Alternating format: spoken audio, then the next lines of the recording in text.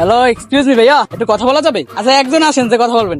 বলেন। আচ্ছা, তো মানে আমরা একটা গেম খেলতেছি, আর গেমটা হচ্ছে ট্রুথ ডেয়ার এর। তো ট্রুথ ডেয়ার বুঝেন? হ্যাঁ। আচ্ছা, তাহলে এটা বলেন যে ট্রুথ নেবেন নাকি ডেয়ার? আচ্ছা ডিয়ার। আপনার ডেয়ার হইছে এইটা, এটা দাও তো। এইটার দাম কত? 5 টাকা। 5 টাকা না 10 টাকা? 10 টাকা। 10 টাকা। তো আপনার ডেয়ার হইছে এইটা। এই জায়গায় ভাইয়া যে কোনো একজনের দ্বারা 20 টাকায় সেল দিতে হইব।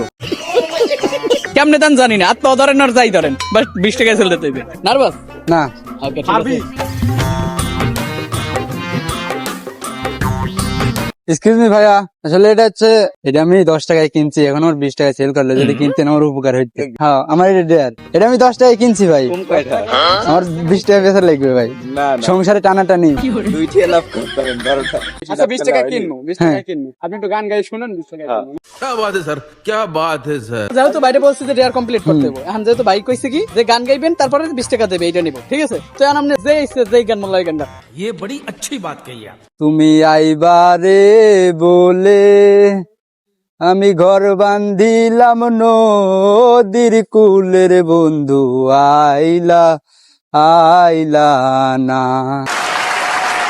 ওকে, ঠিক আছে, হইছে ভাই, গান কিন্তু গাইছে, তার মানে ডেয়ার কমপ্লিট। আপনি কোটাও করতে, আমারটা তো করতে করতে লাগে, আপনি কোটাও করতে। এই জায়গায় দেখান।